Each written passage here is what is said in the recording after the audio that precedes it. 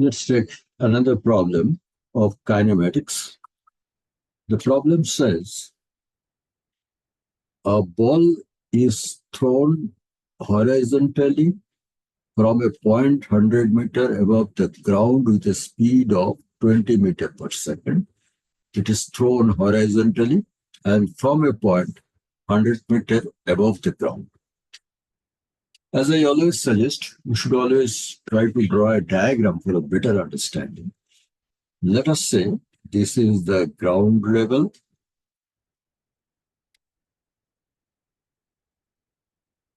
Let us say this is the ground level. And from a point 100 meter above the ground,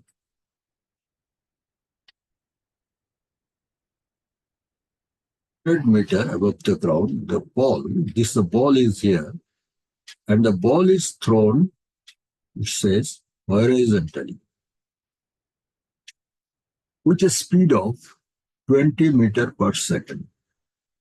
It's thrown horizontally with a speed of 20 meter per second. Now look at this. The ball is thrown horizontally, and the vertical force of attraction from gravitation is vertically downward. That means these two forces or these two motions are perpendicular to each other. Now we know if there are two motions which are perpendicular to each other, or if there are two forces which are perpendicular to each other, then both of them act independently.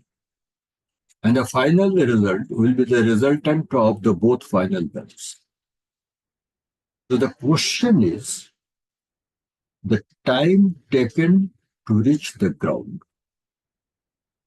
So far as reaching the ground is concerned, this velocity 20 meter per second, it does not make any effect because it is perpendicular.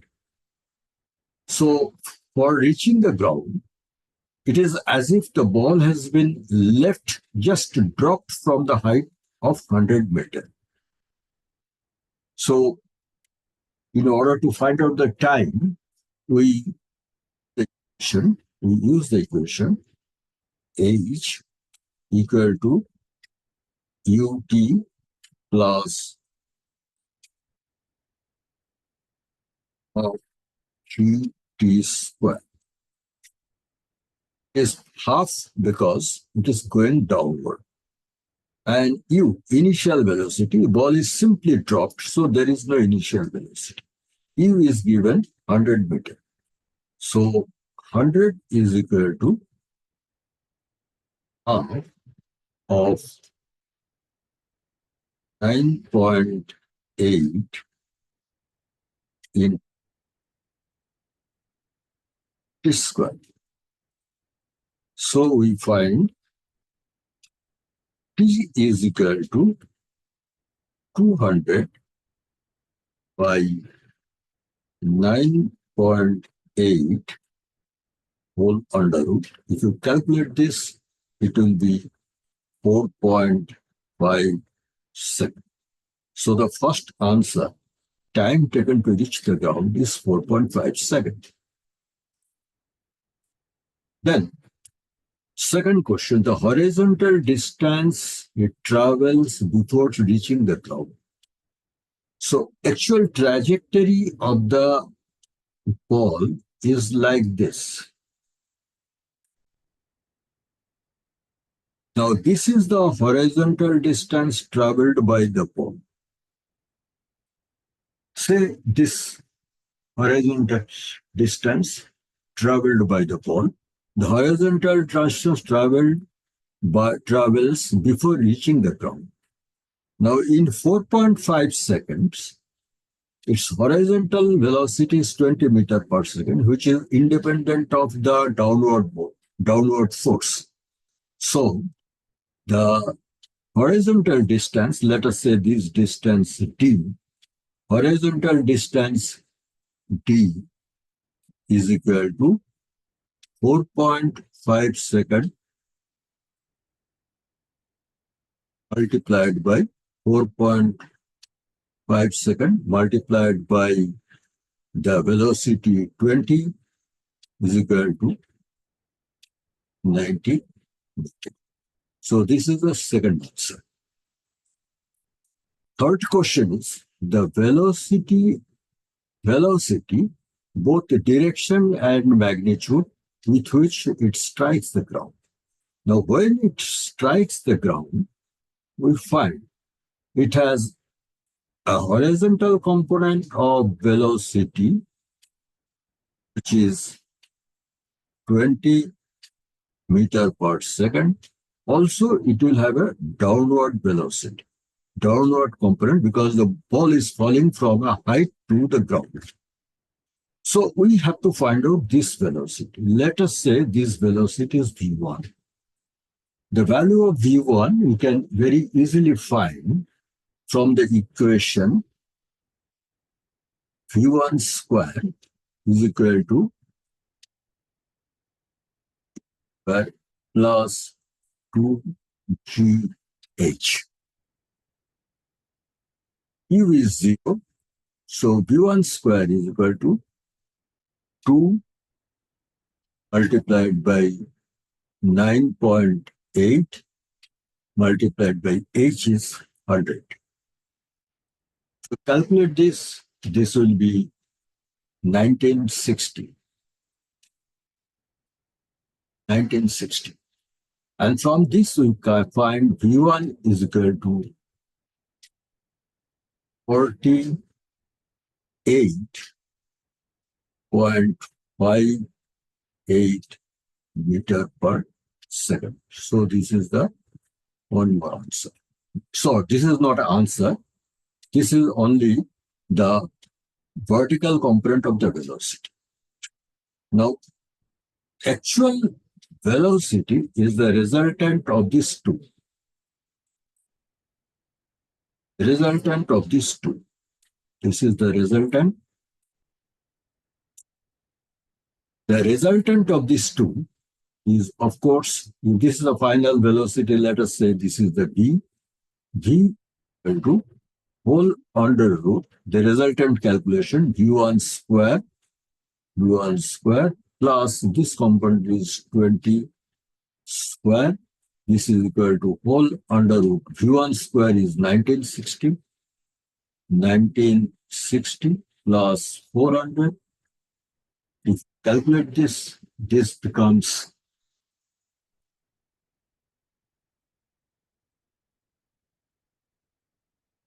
so I made a mistake. This calculation is not 48.5. This is 44.27 meter per second. Sorry for the mistake. So this value after calculation, it becomes 48.8 meter second. Now, also it wanted the direction of the final velocity. Let us say this angle is theta. That means the final velocity makes an angle theta with the horizontal. Then we find that tan theta is equal to this v1, that is 44.27 divided by 20. This is equal to 2.2135. Now, if you take help of a calculator, theta is equal to 65.69 degree. That means the final velocity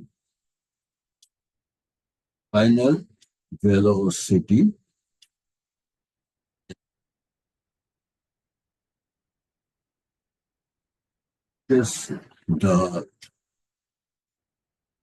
ground is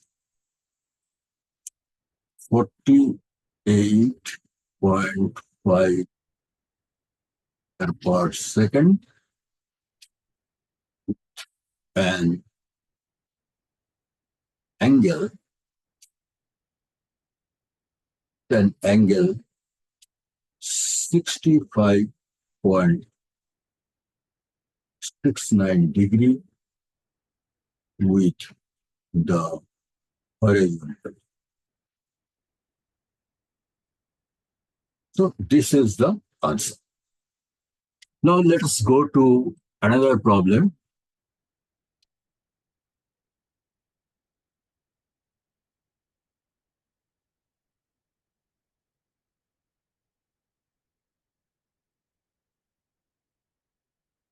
Now let's go to the next problem.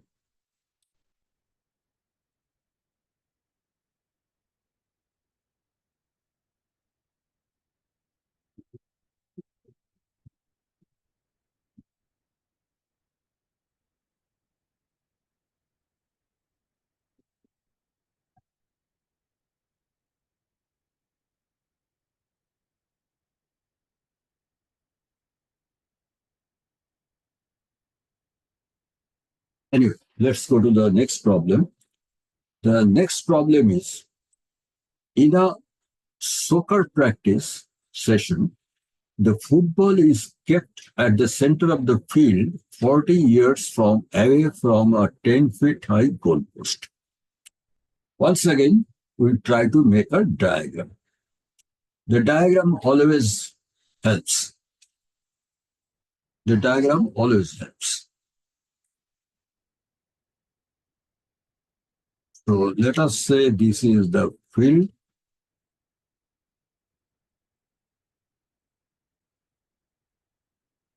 and this is the goalpost.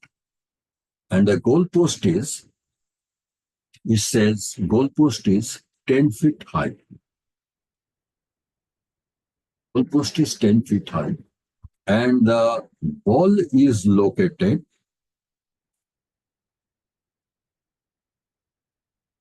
40 yards away from the goalpost.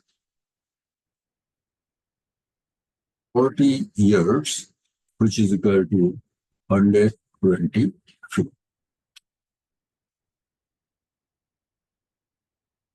Now the question says the goal is attempted by kicking the football at a speed of 64 foot per second. That means ball is attempted like this, which is at a speed of 64 feet per second.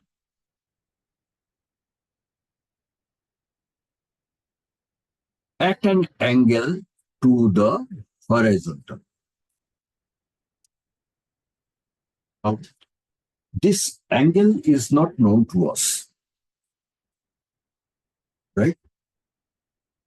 We have to find out, will the ball score a goal? That means, will the ball go through the goalpost? First, let us now attempt what is the maximum range, for which we use this formula. This is a common formula you need to remember. Range equal to U square sine 2 theta divided by G.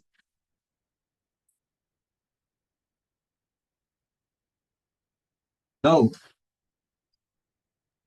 also it is known that the range maximum when theta is equal to 45 degree. The theta is a 45 degree. So let us find out what is the maximum distance the ball can move. So we find R x is equal to U 64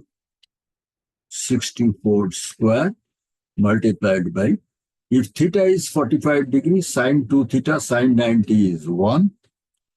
G is Sin 90 is 1. G in feet per second in a FPS system, G is 32. So this is equal to 4 by 32 is equal to 128. We find that the goalpost is 120 feet away, but the maximum range the ball can go is 128 feet. So obviously, we can say that the ball can go beyond the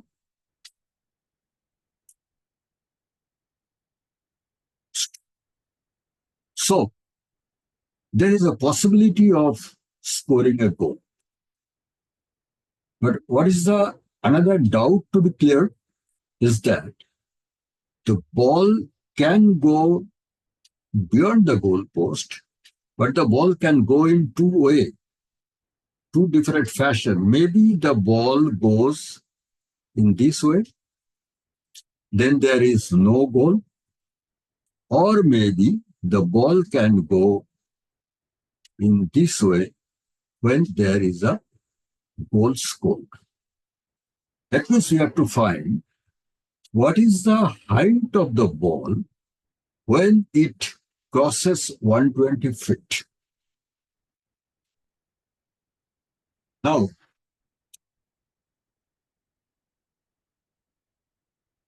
this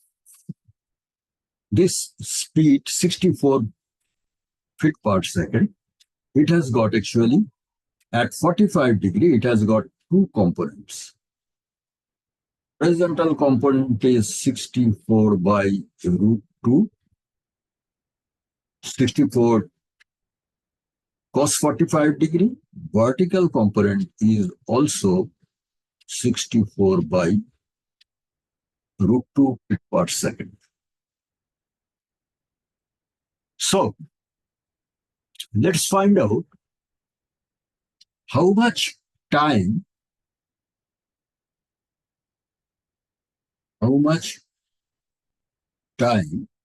the ball takes to hit 20 feet. Let us say this time is T1.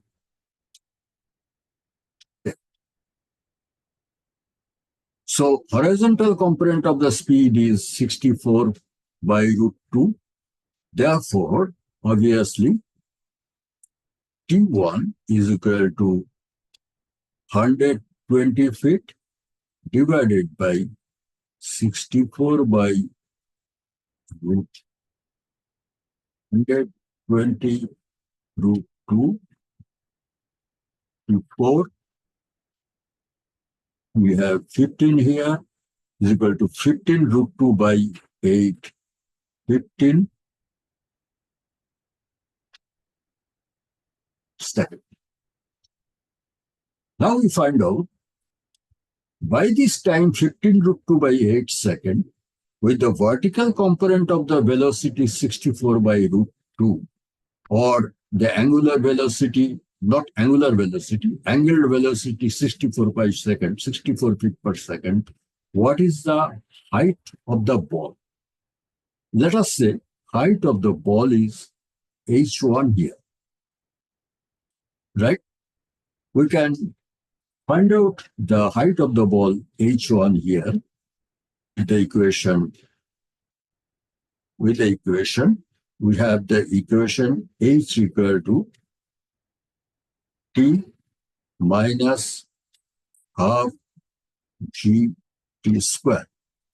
So therefore, from using this equation, we have h1 is equal to initial velocity upward is 64 by root 2. So 64 by, and that multiplied by time is 15 root 2 by 8. 15 root 2 by 8 minus half g is 32 and t square is 15 root 2 whole square. If you calculate this part, I'm not going to waste time by calculating this, showing the calculation. If you calculate this part, this is equal to 100 and 12.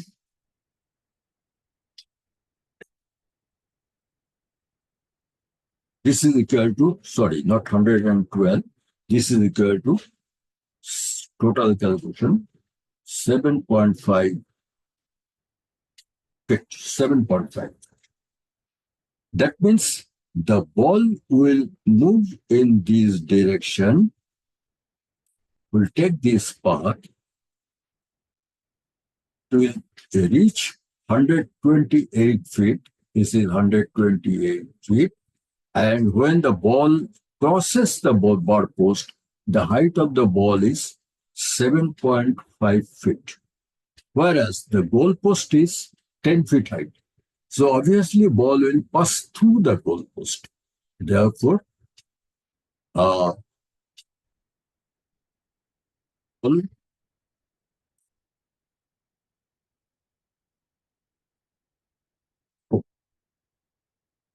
the whole calculation is based on 45-degree angle of the kick. Of course, if this angle changes, that means the maximum distance it can go. So this is how you solve this problem. Now, some of you who may be playing in the school football team may use this calculation when you have an opportunity to hit a penalty kick. Then sure, you can score a goal.